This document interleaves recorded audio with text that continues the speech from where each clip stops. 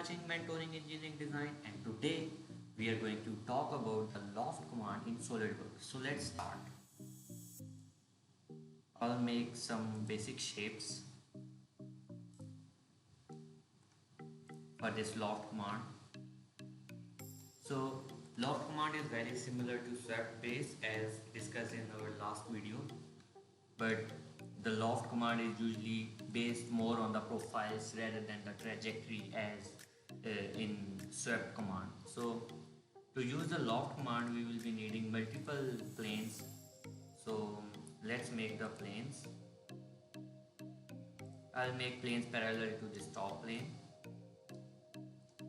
So give any number here. Let's say I'll give maybe 70 and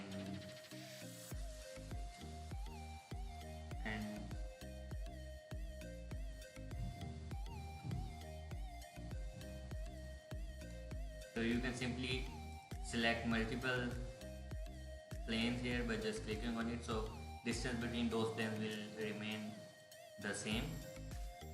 So just click on check mark. So we have these two planes here. Now I'll select the second plane and I'll make the second sketch. So what we can do is while making the sketch on second plane, I can just simply select the first sketch and I can select convert entities here and it will make the sketch. So what I am trying to make here is a bottle, so I might have to put another plane between these two planes. So let's make another plane at a distance of 30 maybe. Yeah. So and on this plane I'll make a circle. Maybe you can slightly increase the diameter. Let's give it 30.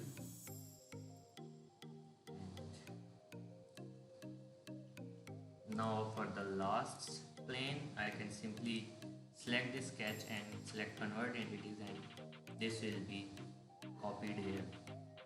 So now we have all the planes. So let's use the loft command here.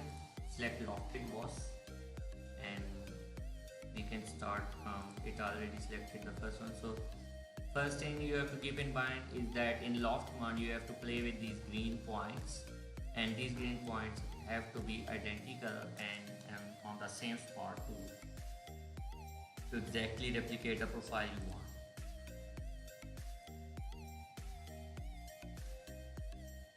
So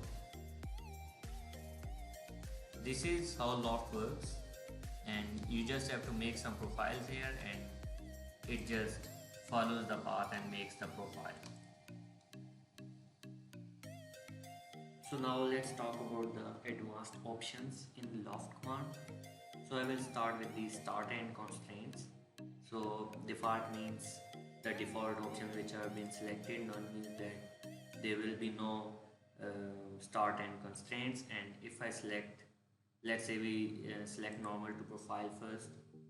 So what happens here is just observe the difference that happens here. If I select the default command, the profile is just starts to convert into curves right from this corner. So if I select normal to profile, it will start to follow normal path till some length. Let's say if I give 2 mm here. So now you see this profile is trying to follow this straight line normal to this profile to some length, but this is limited. You can increase the length to some millimeters only, because otherwise the whole tendency will be disturbed. Similarly, if I make this default and select normal to profile here, so it again the same thing happens here. And so by playing around with this one you can achieve many different interesting shapes if you are working on some artifact or some display model. So this is about normal to profile. If I talk about direction vector, so direction vector is very similar to the normal to profile command. So let's say if I select this profile here So the profile from where the loft is being started, that profile will start to follow this direction vector you have given. So this will happen at the start. As you can see, the angle of this direction vector is this, and this is trying to follow the same angle here right at the start. So there will be some complicated applications in which we can use this type of command. So this is all about start and end constraints. Similar is here. Now we will talk about the guide curves and center line parameters. So first we will talk about the guide curves. I have made 3 sketches here on 3 different planes, and I also have made this guide curve here, as you can see, which is intersecting with all of the 3 profiles I have made. So let's start with the, so one thing I want to mention here, which is really important, is that the guide curve has to be connected with all of these 3 profiles. I have connected 2 of the profiles, and one of the profiles I will connect now, so you guys also know. So you just have to select this point and the line in which you have to connect this point to, and you just have to select pierce here, and it will the sign will show here, which demonstrates that the point is now connected with the line. So now we are good to go to use the guide curve with these lofted profiles. So I will select the loft boss here. I will select these 3 profiles like this, and as I already discussed, that these green points, you have to control these to control the overall profile of this loft. So as you can see, the shape is like this now, and I haven't selected the guide curve yet. So let's now select the guide curve here. If I click on the guide curve, so the whole profile changes and starts to follow this guide curve from this side, and the effects are also reflected on the other side as well. So you can control the whole trajectory from start to end using these guide curves. So I will check this. So this is how our profile look like, and this is what the effect of guide curve is. So you can just change the guide curve and change it to whatever shape you want to achieve. So now we'll talk about the center line parameters. So let's discuss the center line parameter in lofted boss. This is much similar to the swept boss, except that 2 different profiles can be used on 2 different ends. So I already made a sketch with 2 planes, and there are 2 different profiles, and there is a center line. So let's start.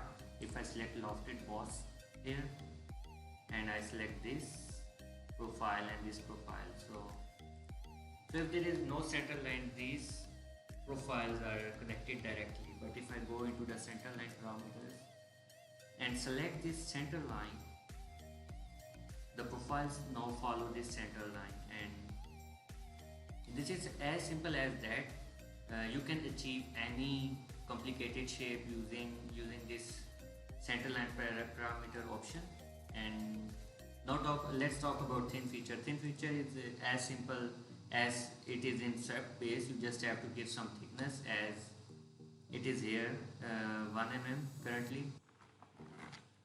So if I have selected one direction here, 1 mm will be on either direction. You can change the direction here. You can either make it inwards or outwards. You can select mid plane. So now you will have 0.5 and 0.5 mm of thickness on both sides of this profile, and you can also select 2 directions. So you can select 2 different thickness values on 2 different sides of this profile. Let's discuss the lofted cut.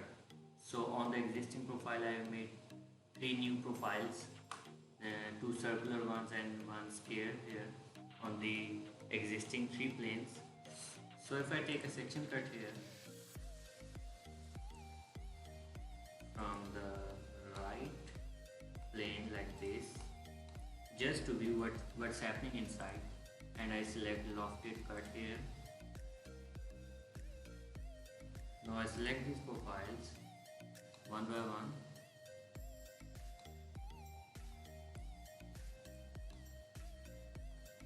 and the last one.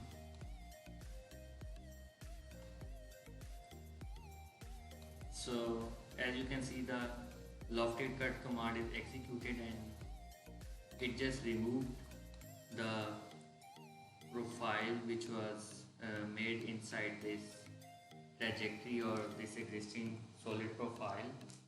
So this is how you can use the lofted cut, and all of the rest of the options are same as we discussed for the loft command. So we have already discussed all of these. So this was the whole loft command and the lofted cut. And guys, please keep watching Mentoring Engineering Design, and please like and subscribe my videos to learn more about SolidWorks and engineering.